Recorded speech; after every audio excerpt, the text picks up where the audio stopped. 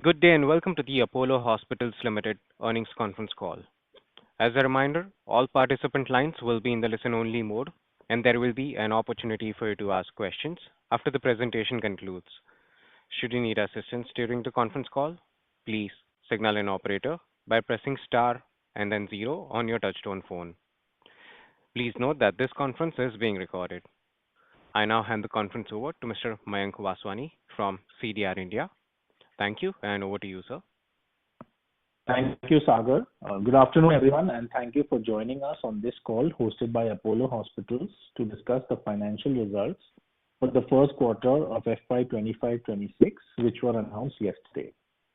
We have with us today the senior management team represented by Mrs. Sunita Reddy, Managing Director, Mr. A. Krishnan, Group CFO, Dr. Madhu Sasidhar, President and CEO of the Hospitals Division, Mr. Madhivanan Balakrishnan, CEO of Apollo Healthco Limited, Mr. Sriram Iyer, CEO of AHLL, Mr. Sanjeev Gupta, CFO of Apollo Healthco Limited, and Mr. Obul Reddy, CFO of the Pharmacy Business. Before we begin, I would like to mention that some of the statements made in today's discussion may be forward-looking in nature and may involve risks and uncertainties. Please note the disclaimer mentioning these risks and uncertainties on slide 2 of the investor presentation shared with all of you earlier. Documents relating to our financial performance have been circulated earlier, and these have also been posted on the corporate website. I would now like to turn the call over to Mrs. Sunita Reddy for her opening remarks. Thank you, and over to you, ma'am. Thank you, Mayank. Good afternoon, everyone, and thank you for taking time to join this earnings call. I believe you would have received our earnings documents, which we shared earlier yesterday. We are pleased to start FY26 on a strong footing with a healthy momentum and double-digit growth across all three verticals: healthcare services, Apollo Healthco, and Apollo Health and Lifestyle.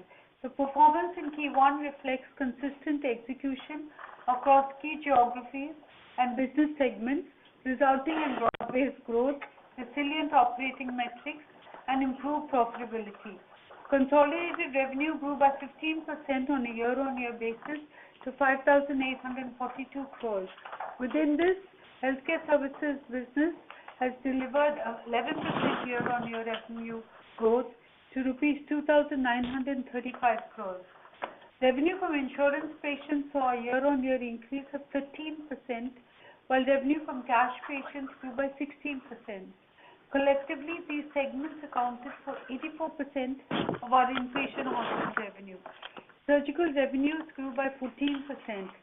Our focus on specialties, cardiac, oncology, neurosciences, gastro, and orthopedics, which is CONGO, maintained a strong momentum, growing revenues by 13%.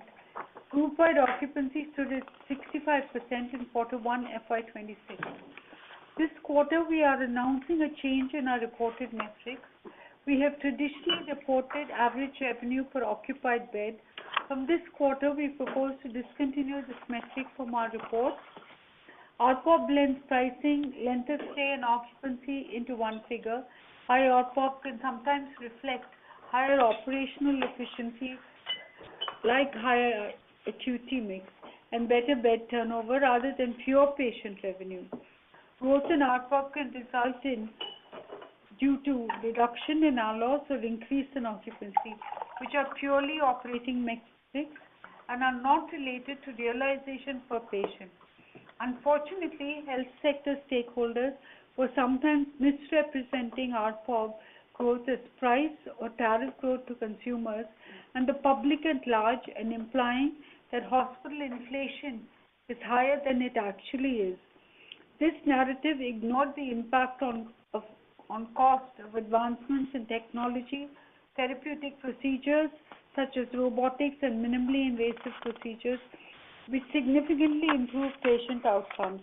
Instead, we draw your attention to average revenue per patient, ARPP, which we believe is a more accurate measure of our realization. It isolates what we are able to realize per patient, irrespective of how long they stayed or how efficiently beds were used. It reflects true pricing power and case mix strength. More complex cases leads directly to more ARPP.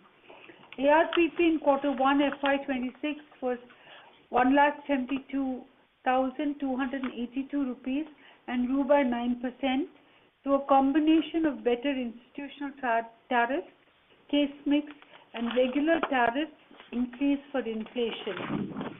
Moving ahead, Apollo Healthco reported revenues of 2,472 crores, marking a 19% year-on-year growth. Apollo Health and Lifestyle revenues increased by 19% to 435 crores during the quarter. Consolidated EBITDA was at 852 crores, registering an increase of 26% year-on-year. The healthcare services EBITDA was at 718 crores, registering a growth of 15% year-on-year. Healthcare services margins remain robust at 24.5, a year-on-year increase of 88 basis points. The pharmacy distribution business in Apollo Healthco recorded an EBITDA of 167 crore, as against 139 crore, higher by 20% year-on-year. 24/7 EBITDA losses were at 73 crore, significantly lower than 116 crores in quarter 1 FY25. This is a result of conscious work on cost management and closely tracking unit economics in each line of service. As a result, Apollo Healthco reported an EBITDA of 94 crores in quarter 1 FY26, up from 23 crores in quarter 1 FY25. This is an excellent outcome, and we are well on track to achieve break-even in the digital business by the end of this fiscal. Apollo Health and Lifestyle delivered an EBITDA of 40 crores, representing 31% year-on-year growth, with margins improving to 9.3 from 8.4 in quarter 1 last year. Consolidated PAT was at 433 crore, growing 42% year-on-year. Within healthcare services business, we have delivered an ROC of 28.4 with balanced ROC across our geographies, the Metro, Tier 1 and Tier 2. Private label and generics revenues were at 14.6% of total pharmacy revenues. Our digital platform, 24/7, added 1 million new users. The platform GMV was at 682 crores, representing a growth of 23% over the same period last year. We are making good progress on our hospital capacity expansion plans.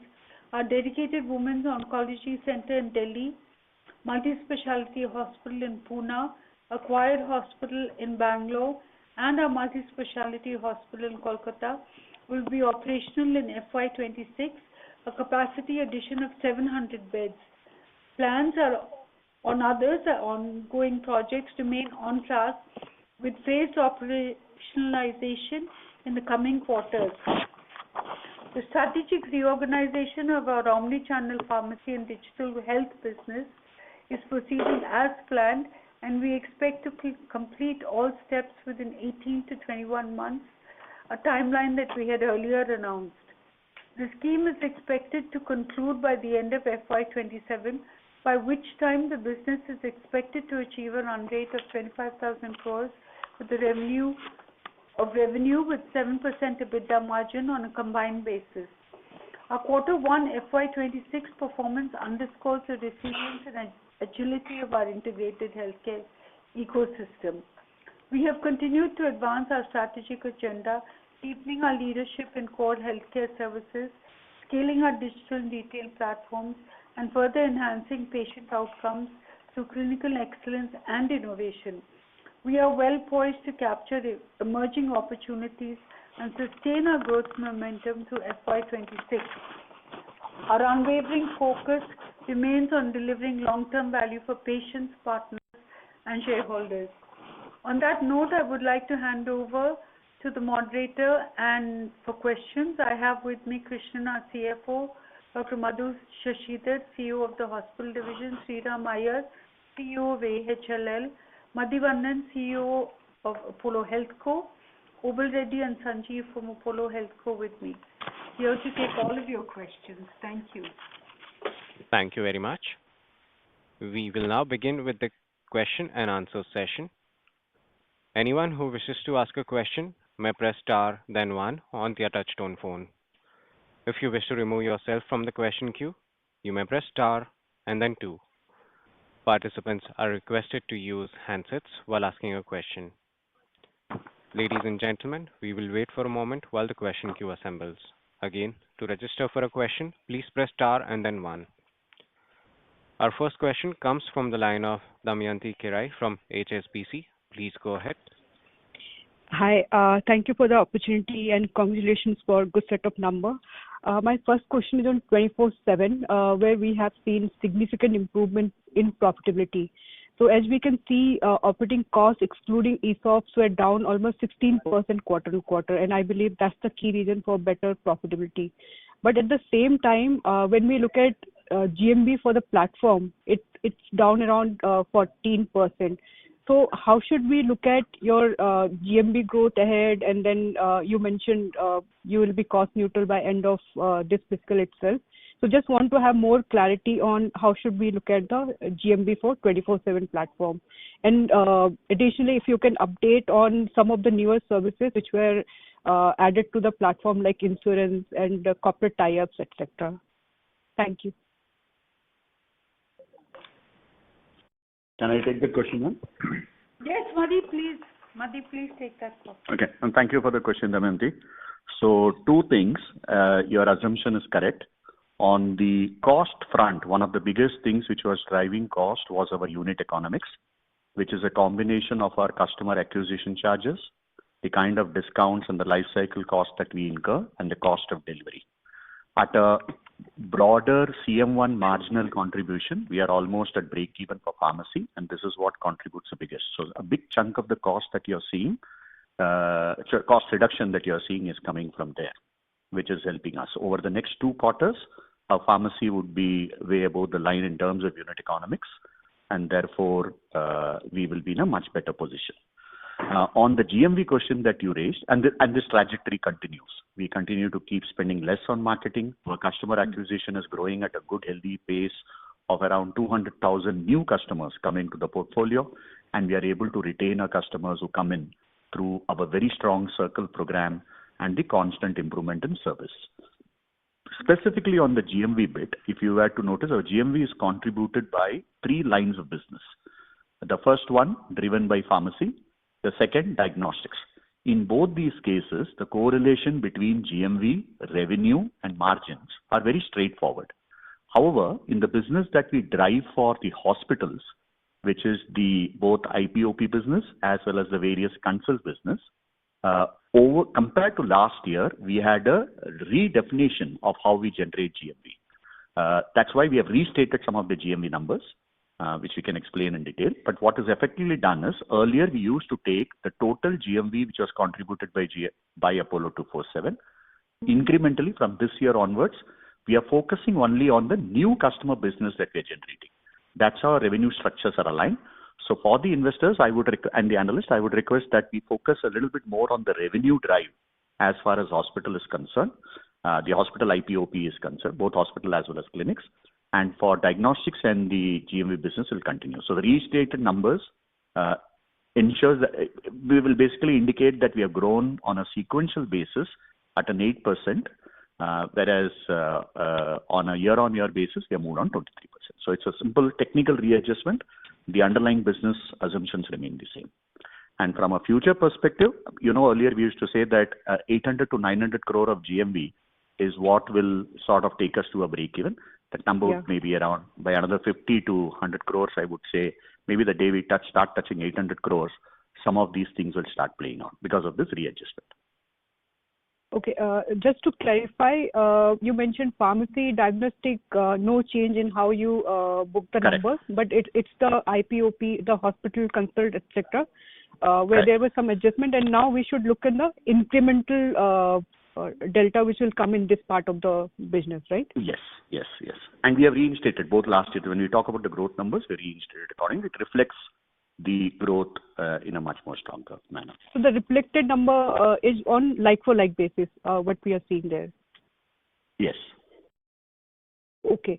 My second question is, some of the e-com platforms, I believe they have gone very aggressive in last few months in terms of stepping up their presence in not only the OTC wellness products, etc., but on the prescription medicines supplies also. So how do you see competition in this space from some of these e-com players, where I see, I guess, a lot of aggressive push coming in last few months? I wouldn't say last few months. All this action has started just around from this month onwards, which is two quick commerce players jumping into the prescription business. We will watch, but in my mind, this is actually a better development for the overall industry. Today, the digital part of the business in the markets that we operate in, especially for pharmacy, if I have to take that as a benchmark, operates at around 12 to 15% of the offline pharmacy business. We genuinely believe in as the market matures, this number should settle at around 25 to 30%. Incremental players coming in with aggressive strategies, my mind will expand the digital market and give greater amount of trials. And here, I think Apollo, given its very strong trust, very strong supply chain capabilities, and the ability to offer always good quality, trusted medicines, should hold on in the long run. We are not going to be in this war for acquiring customers at any cost, but build a much more stronger, sustainable business under the direction of our board. Sure. And very so I look broadly, at this market expansion. Yeah. So this is good for the industry, and you believe you are in a better, or you have winning proposition in this space despite entry of more competition. Yeah. Our operating model is to build a sustainable model wherein at a unit economics level and growth will happen. And this is where the advantage of having an offline pharmacy of almost 6,500 plus outlets in sync will work much better. So we constantly organize our supply chain network. We believe there is a lot of growth still available in the tier 2 and the tier 3 cities, and we are focusing on that as we go forward, as we walk towards our end-to-end break-even. Sure. Thank you. I'll get back in the queue. Thanks. Thank you. Our next question comes from the line of Kunal Dhamesha from Macquarie. Please go ahead. Hi, good afternoon, and thank you for the opportunity. The first one on the average revenue per patient growth of 9% year-on-year. If you could provide the growth drivers for this in terms of case mix, payer mix, and price increase, if you can split this 9%. I'll hand it over to Madhu, our CEO. Yeah. So if you were to average out the tariff, which is the price mix I think you referred to, the landed effect is probably in the 4 to 5% on a year-on-year basis. So the remaining comes from a combination of case mix, primarily on case mix. And most of this has been driven by our Congo specialty. So by Congo, we refer to the cardiac, oncology, neuro, and gastro, and orthopedics. They have independently contributed to that delta, especially gastro sciences and orthopedics, which have grown at about 16% and 17% on a revenue basis year on year. Even within the Congo specialties, when we look at each one of the specialty, the average the average revenue per patient, which is an indication of the severity of and complexity of the case, that has grown in healthy double-digit numbers across each one of our Congo specialties. Sure. So basically half and half is the way to put it. At least half and half, yes. But on a volume basis, most of our volume growth, almost all of it, I would say, in this quarter has come from the Congo specialties.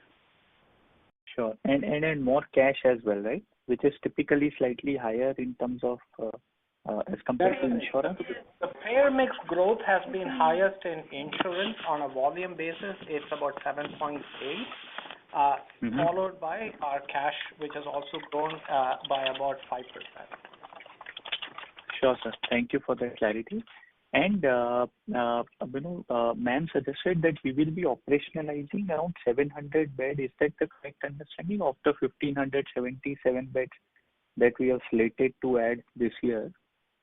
Yes. Okay. And ma'am, when would the next tranche of, let's say, 800 plus beds would be?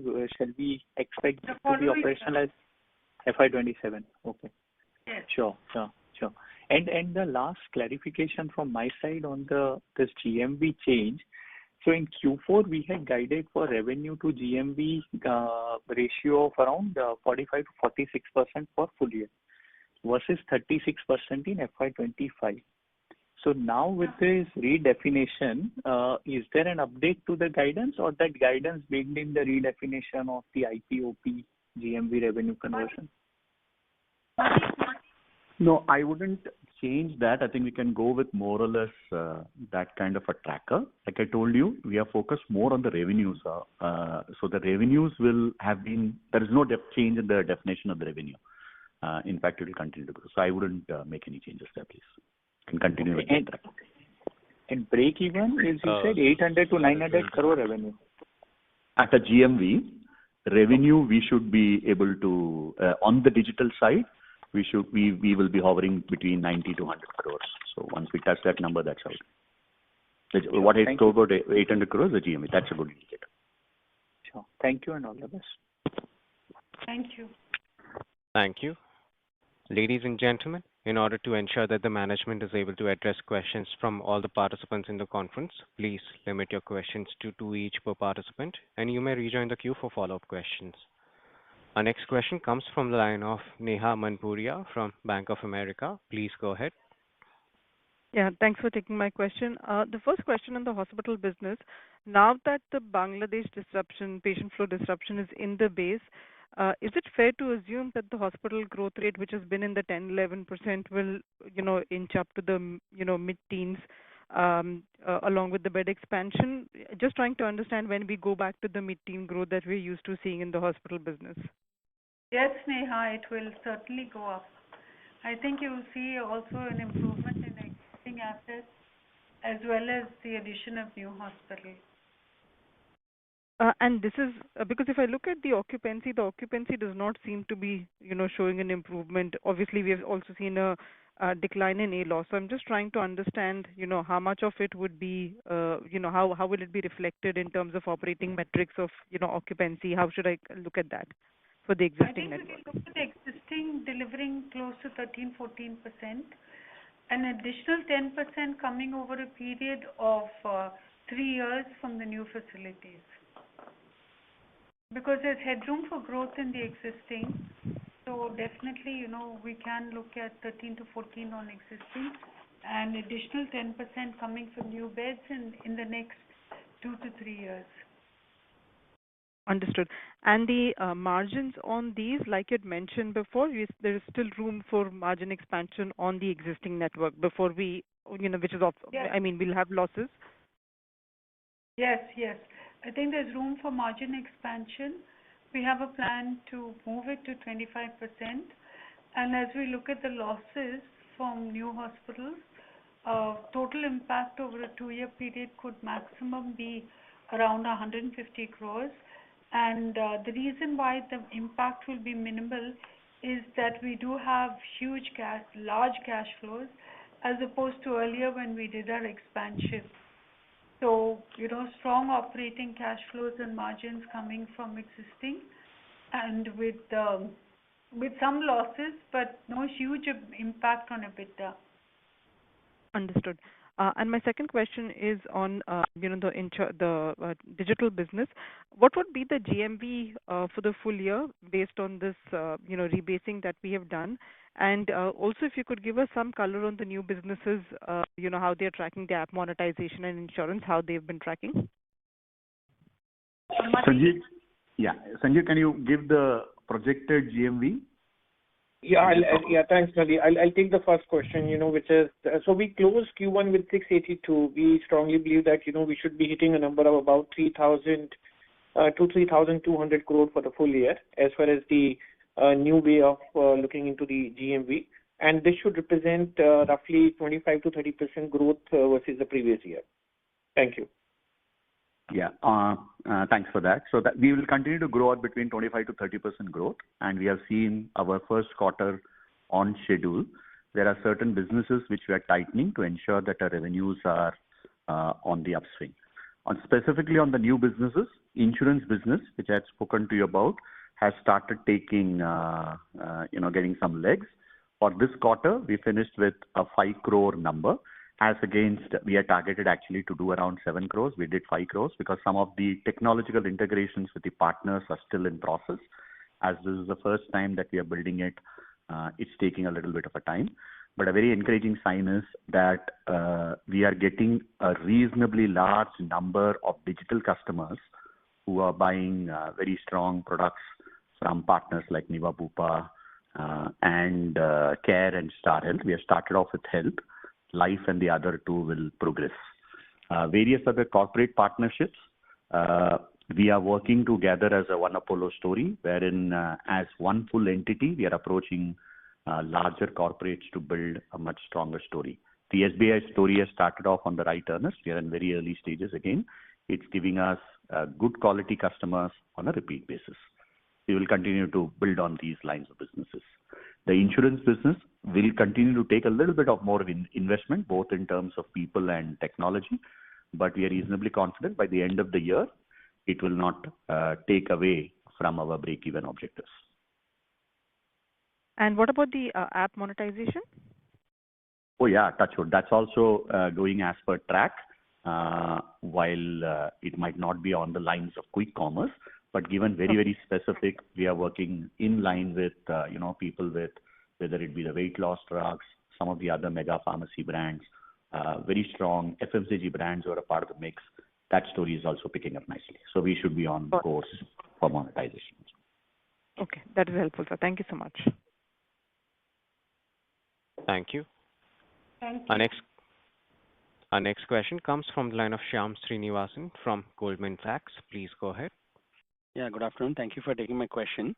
Just the first one on the hospital business. When you guide for organic growth of about 13 to 14%, we did 11 for this quarter. So just want to understand what should change. Is the ARP PP growth going to remain as high, or are you going to see better volume growth in the path forward? And just if I were to look at your occupancy for this quarter, and when I compare to the peers, I know there could be a geographical difference, but it's one of the weaker numbers. So just want to understand for the path forward, how are we looking at even utilization improvement, and what help us get back some of the growth? I know you talked about Congo, but maybe still, does it mean we have lesser occupancies when we do more Congo? So I'm just trying to see, is the business model changing? No, I think that there is a huge focus on volume. We have focused on Congos. I think that we, having a network that is all over India, we will also focus on secondary care, and therefore the volume should improve. As you consider payer mix, I think we are strengthening our alignment with the local markets, as well as with corporates, with PSUs, and hope to see an uplift in international patients coming in the second and third quarter as we found new markets. So all of this should contribute to higher occupancy, which you will see, in the second quarter, and continue to grow in third and fourth. Sam, also I would like to quickly let you know that clearly there has been an uptick in our overall robotic surgeries that we are doing in the system, minimally invasive work, etc., that we have continuously focused on. Which is why if you look at the ALOS is down by 6%, right? Clearly it's a large number compared to a 3 point, and that number clearly, versus 3.23 of Q4, we are now at 3.06. Clearly the ALOS is one of the reasons for the occupancy, which is why the ARPP is good, the margins are good. It gives us headroom for growth also in our existing metros, which is good till the time some of the new hospitals come in. So that's something that we are quite committed to. Volume growth, while you are seeing headline volume as 3%, as we said, insurance and walk-ins are at 5 and 7%, and 3% is also because of the IPS. If you adjust for the Bangladesh, it would have been at 5%. So clearly, yes, there are reasons for our particular for this quarter, but going forward, we should go back into that teen growth is what we have committed to. And if I can just add to that, add to what Ms. Sunita and Krishnan said, a lot of the occupancy number that you see has been intentional. It's a 6% reduction in length of stay, which is almost like adding 550 or 600 beds, right? What this gives us is the extra capacity in our chassis to focus on supply side. So to your question as to where will this volume growth come from, is that we have been very closely paying attention to that supply side, which is adding clinical talent. So you will see some of that coming to bear, especially in our metro market, driving that volume growth. So it will be in the high complexity care mostly, but it will be driven by some addition on the supply side. Yeah, very helpful. Just the second question on AHLL. It's kind of all over the place, if I can use one word, right? We have top line growth, but no EBITDA growth in some, and maybe diagnostics is one I noticed, which is looking odd. Also, I think primary care, and only where we have seen EBITDA margin expansion is specialty. So maybe just a summary on AHLL, please. Sriram, please take that. Yeah, hi. So I think, our focus has been to drive. We have seen a very good growth on diagnostics on volume. When you look at the diagnostic margin in Q1, I think I just want to inform that we opened the Central Reference Laboratory in Chennai on 30th April. This is state-of-the-art, fully automated digi lab spread across 45,000 square feet. So we obviously had certain one-off validation cost, which is there on the EBITDA that is baked into Q1. If I normalize that, my EBITDA margin is about in diagnostic is at about 10.3. So that's the number. But obviously, since we went live, there was this one-off cost that typically happens when we go live, which is more for the making the lab live and the controlling calibrations. Having said that, yes, we have seen a good increase in margin on specialty, and even on primary care, there has been a focus to grow revenue, and the margins will come in the coming quarters. We are confident about sustaining these growth rates further as well. Hope that clarifies. Thank you. Thank you, and all the best. Thank you. Our next question comes from the line of Raman KV from Sequent Investments. Please go ahead. Thank you for the opportunity. I have two questions. I just want to understand, this is with respect to the 24/7 pharmacy business. There was a strong uptick in terms of the margin, pre-operating cost, 24/7, pre-24/7 operating cost with respect to the online pharmacy distribution segment. I just want to understand what drove this strong uptick in terms of margin, and can you give any guidance for Apollo Healthcare from perspective in terms of revenue growth and margin improvement for the next 2 years? Madhi and Sanjeev? So maybe I can take the first question, ma'am. This is Sanjay this side. So our margin for the Q1 has been 15.4% versus Q4 of 12%, which is about 340 basis points up. Usually this is on account of the the renegotiated rates with all the service providers, which is across diagnostic and on the healthcare services IPOP. Second, also because of the better unit economics on the pharmacy side, the margin rates have been better.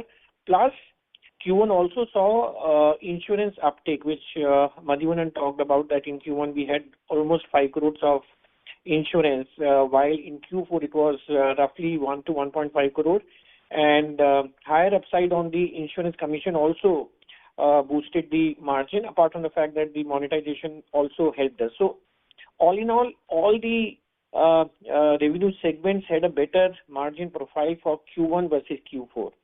And sum total of that is what you're seeing is about 340 bits higher in Q1 versus Q4, sir. Thank you. And the growth guidance part?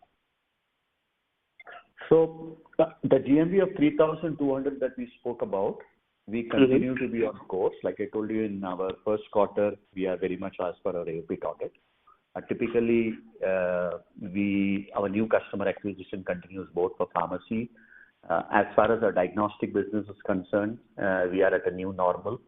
So that business has also picked up. This quarter should be good. So we are on course for our break even on Q4. I would not want to look beyond that at this point of time. as we look at various other lines of businesses. Okay. And my second question is with respect to the demerger. So currently, under Apollo Healthcare Hospital Enterprises, there are three segments. One is the hospital business, another one is the Apollo Health Co, which is the pharmacy business, and the third one is AHLL, which is with respect to diagnostics, specialty health, and primary care. So my understanding is you're demerging the pharmacy business into new entity. Is that correct? And can you also explain how will the merger with Keimed Health be beneficial for the synergy in terms of synergy for the pharmacy business? That's correct. You're right in your understanding. What will happen is Apollo Health Co, as you are seeing in the current form, is what is going to be demerged and will be listed separately by Q4 of FY27. By the time it will be listed, the NCLT process of merging Keimed into this business would also have come into play. Clearly we have a pro forma P&L. You can see the pro forma P&L which has been shared as part of the investor relations as part of the earnings deck. You would see that this current quarter, we are at a 4,430 crores of combined revenue, including Keimed. Keimed supplies to 6,000 odd pharmacy stores apart from supplying to Apollo as well. So you will have a combination of a consumer-focused business, which is the entire pharmacy which we are doing with the 6,500 stores, the online digital, as well as the Keimed business. So all the three will be part of this number. So run rating currently at 17,000 crores of revenue, which is what we have said that by Q4 of next year, FY27, by the time that this will also get listed, we should be run rating at 25,000 crores of revenue with a 7% EBITDA margin. So there are synergies of the Keimed business, which I will allow Adi to chime in. Okay. Yeah. Thank you. So, you want me to continue? We're okay? Yes. The hospital-based pharmacies continues as part of hospitals, which I'm sure you know, but it's something that, remember, what we are spinning out is only the retail pharmacies and the online out of that. Carry on. Okay. Very, very quickly on the synergies. While as the digital business becomes unit economics positive, and with this merger, we actually believe Keimed, besides being a part of the physical distribution business through us, there are a lot of integration synergies that we believe, whether it be in technology, whether it be in people, whether it be in cost. And what typically e-commerce and quick commerce players build on the dark stores. Today we have 22 dark stores. Once Keimed comes into the picture, we have the ability to find more synergies of setting up more economical dark stores across the country. So our expansion beyond the top 6 cities to the next 10 and to the rest of India can become much more smoother with a greater integration between the two entities. On the product side, we believe our ability, like somewhere in the results we spoke about a 14.6% for PL and generics. There is a huge scope available to drive that number, not just within the Apollo chain as well as Apollo Digital, but also across the various Keimed franchises. So technology, data, people, and product categories, all the 4 synergies should start playing out as this merger comes in place. So my understanding is this demerged entity by... Sorry to interrupt. Raman sir, may we request you return to the queue for any follow-up questions? Thank you. Sure. Our next question comes from the line of Avinash Burman from Vaikarya. Please go ahead. Hi, good afternoon. Thanks for taking my question. I just have a question on Keimed. I mean, you mentioned that the HealthCo plus Keimed would reach about 7% EBITDA margin by the end of FY27. And Keimed margins, as I understand, is about 3.2% for the full year of FY25. So I just wanted to know that how much increase in Keimed EBITDA margins are you baking in when you guide for 7% for these overall margins by 4Q FY27? Sanjeev? Yeah, can I give the answer? Yeah, so it would be roughly 40 basis points, sir. So 3.1 should go up to 3.5%.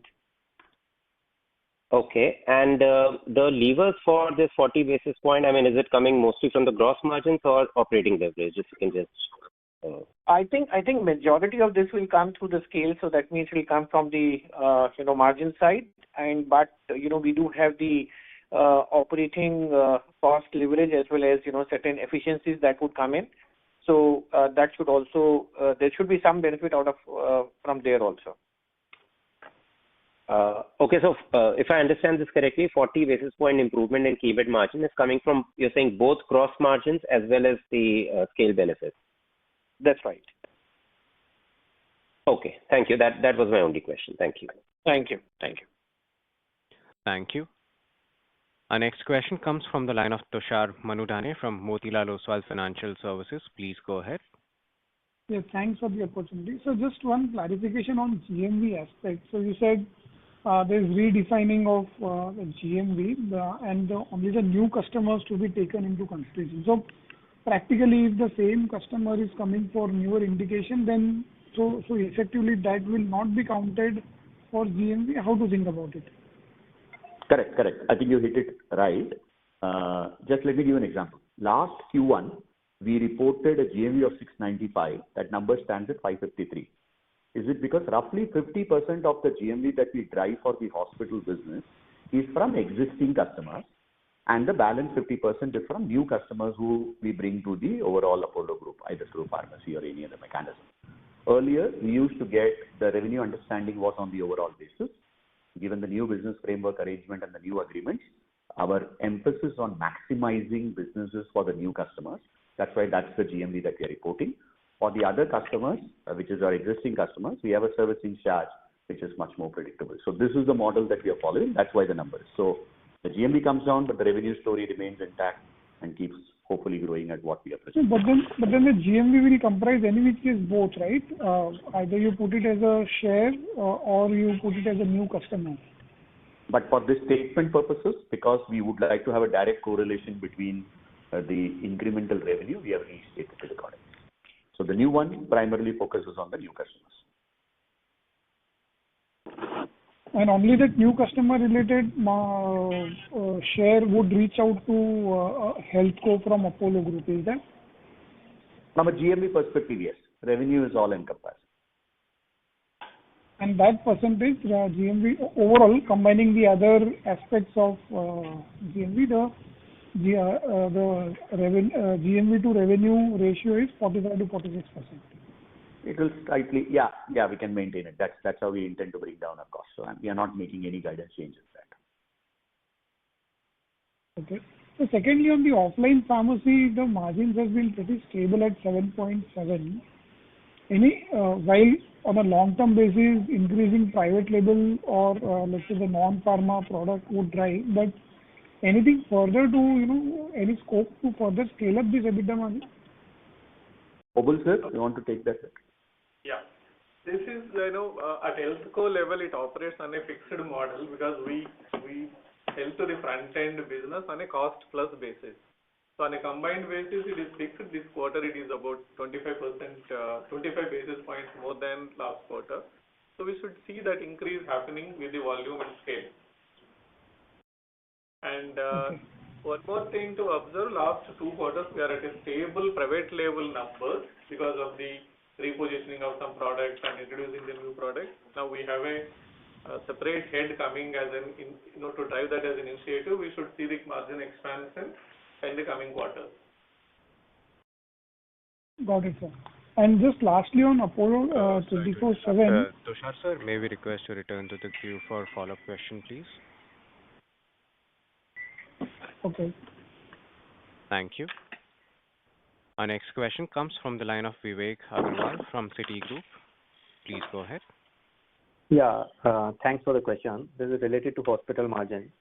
Given that there is an expectation of around 150 crore of losses in the new hospitals put together over the next couple of years, so does the company have enough room to absorb the entire losses? So I'm just trying to understand how to look at the company's overall hospital margins in 26 and 27, whether they can remain stable, can move up or down. If you can help us understand. Thank you. I think with 2,700 crores of absolute EBITDA, 150 crore impact will not be significant. AK, if you want to elaborate. Yeah, so we are already, as you have seen, the EBITDA of the quarter, we are at 700 crores. We are averaging at 2,800 as we speak. It will only go up from here on. And on that scale of EBITDA of 2,800, having a 150 crores EBITDA would not be a big number. And most of these are in existing markets, and we have clear plans and visibility of doctor additions, clinicians that we want to join, we are already targeting, etc. And we will be breaking even in 12 months, as we have said, in most of these locations. So you should see good growth coming, and also, very quick ramp up to double-digit margins after the 12 months also. Yeah, that I can understand, right? I'm just trying to understand overall margins in 26 and 27, right? So whether that can remain stable or you are expecting a marginal dip. It will be a marginal dip, right? 100 basis points marginal dip. But, we will see expansion as Ms. Sunita said, the 24.5% EBITDA margins that we have reported, we hope to take it higher by to 25 or 25 plus number. And from there, you will see a dip of 100 basis points. But, overall growth will be visible after that. Understood. And second question is related to international markets, right? So first on the Bangladesh patient, so are you expecting any of the patient flow coming back? Or secondly, would you like to highlight which are the other markets, etc., that you are working on that can pick up and drive this international patient number? So just trying to understand how growth in international patients. Sure. No, thank you for the question. So with respect to Bangladesh, the lowest volume was somewhere between November and December through early January. Since then, we've seen some increase in the volume, but it is nowhere close to the volumes that we used to see same time last year. But having said that, the complexity of cases, the sicker patients are coming to us. So if you look at it on a ARPP basis, the value is higher per patient than what we used to see last year. We are actively engaged in that market, and we expect that the numbers will go up. Outside of Bangladesh, we are very closely engaged in the markets in Africa as well as in the Middle East. We also have a strong presence and will continue to develop the markets in the CIS countries. I think the Southeast Asia and further great interest to us. You know that we are partnering with a project in Indonesia to build a hospital. We are actively engaged in discussions in various countries, including Malaysia, in Brunei, as well as offering services in the Philippines. So broadly, these are the markets where we expect to see significant volume through the remaining part of this fiscal year. I just want to add to that we've developed a new market, which is Iraq, and this is contributing to the growth of international patients with good, healthy margins. Currently, most of these patients are now going to Hyderabad, but there are some also coming to Chennai. Understood. So just markets, yes. Yeah, understood. So just last question. So what is the current contribution of international patients in the hospital revenues? Currently, it's 5% of revenues. We hope that it will be 7% of revenues by the close of the year, targeting 10% of revenues for the next year. Thank you, ma'am. That's from my side. Thank you. Our next question comes from the line of Nitin Agarwal from DAM Capital. Please go ahead. Hi, thanks for taking my question. On the digital business, we're talking about a break-even by the end of FY26. In your assessment, on a steady basis, once the business sort of gets into steady profitability situation, what kind of profitability this business can do? Madhi? I don't want to hazard a guess. Like you said, given at this point of time, our primary focus is to break even and build a sustainable model. We are typically seeing on a month-on-month basis anywhere between 2 to 3% growth. Because like I told you, our operating model does not believe in spending too much money on customer acquisition. And we still have the industry as a whole, especially the digital side, spends anywhere in the range of 15 to 17% as discounts, which the offline industry which the offline sector does not drive. So that's the second rationalization. The third bit is there is always this challenge of increasing the average order volume to be in the range of around $1,200, so that the cost of delivery is maintained.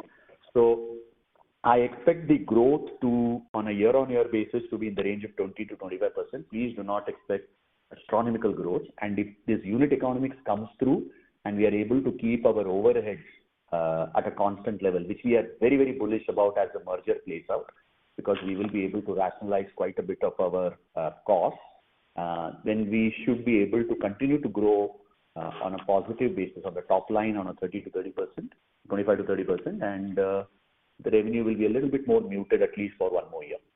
Because we also continuously invest in a lot of digital assets, which we will reinforce ourselves, whether it be our patient health records, whether it be our Ask Apollo, which is our AI component. So I would go a little bit muted on the revenue side, but we will remain profitable. Sorry, I don't want to put a number to. Yeah. No, that's understandable. Thank you so much. And on the offline business, if you just give us a sense of how many pharmacies do we have, and what's the kind of growth rate annual growth rate addition that we're looking at going forward?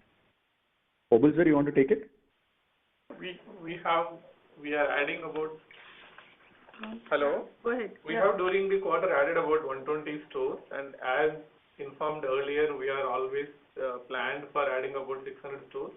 Revenue growth of 17-18% is something that we can expect with the expansion plans in place. And sir, over the years, and as you planned, is there any specific skew towards such a particular geography that you're looking to build out more versus what is your current network? More towards the central region and south. The central region we have lesser number of stores. We are focusing on that area, and south is always our best bet to go into the next level town. Okay, thank you so much. Thank you. Ladies and gentlemen, as there are no further questions from the participants, I now hand the conference over to the management for closing comments. So thank you, ladies and gentlemen, for joining us on this call. As we close our discussion on Q1 FY26, we are encouraged by the strong start to the year and momentum across our core and emerging businesses. Our integrated healthcare system, spanning hospitals, diagnostics, pharmacies, and digital, continues to deliver balanced growth alongside operational efficiency. Looking ahead, our priorities remain anchored in deepening our leadership in clinical excellence, enhancing operational performance, and capitalizing on new growth opportunities. We appreciate your continued interest and your support and look forward to updating you in the next quarter. Thank you. Thank you.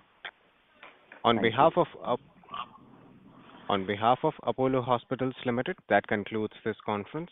Thank you all for joining us, and you may now disconnect your lines.